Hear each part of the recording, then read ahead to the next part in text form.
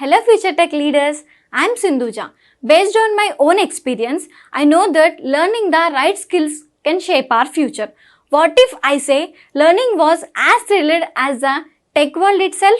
There we go. A cloud foundation, that's exactly what you will experience. From day one, you will be immersed in the interactive sessions and expert-led courses that covers most of the widely used technologies in the zone of data science to cloud computing, which brings more light to the life of a techie.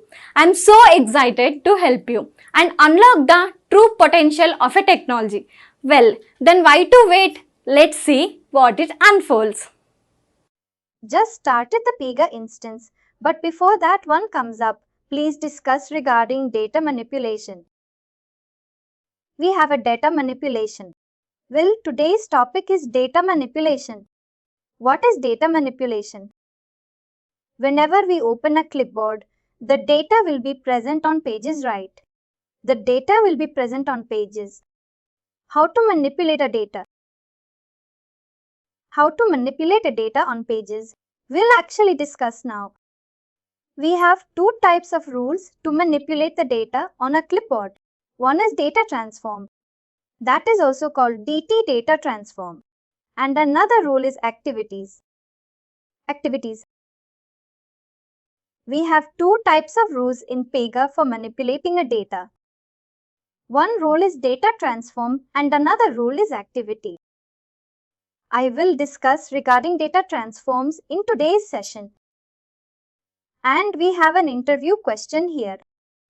What is the difference between data transforms and activities?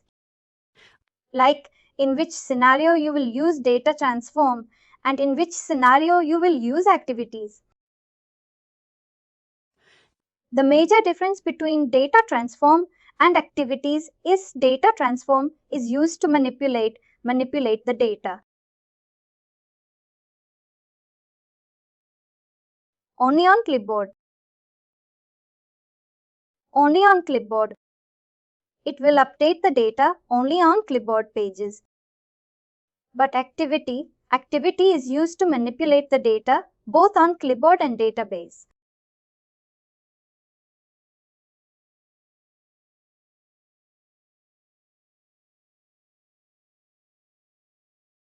Database.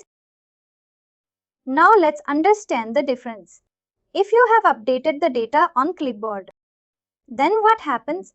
If you log off and log into the application, the data will get removed. It is actually like a temporary data. But if you use an activities, there are some methods in activity which you can actually update the data in database also. Like manipulate in the sense you can delete, you can save, you can create or you can modify. Anything you can do.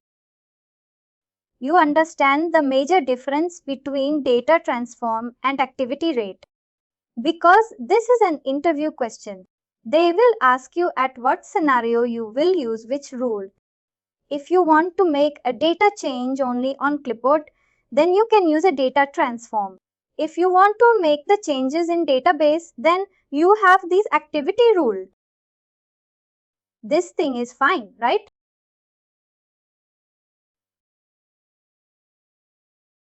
Let me show you how the today's session will be discussing regarding data transform. Let me show you how a data transform looks like.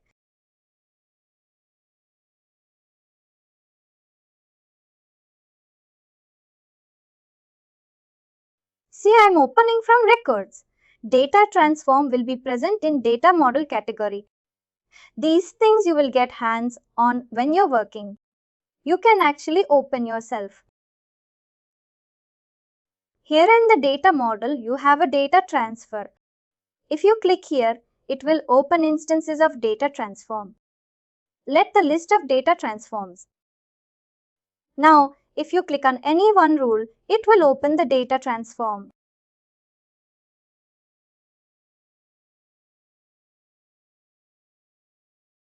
See, you can see this is how data transform looks like. This is how data transform looks like. And let's come from the side. See, you can see on the top is the rule category. Rule category is data transform and the ID. ID is nothing but a name. Name is a PX get email thread. And this is a class. Every rule must be associated with a particular class.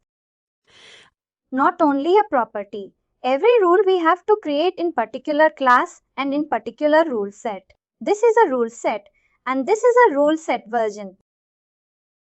Let me open another data transfer.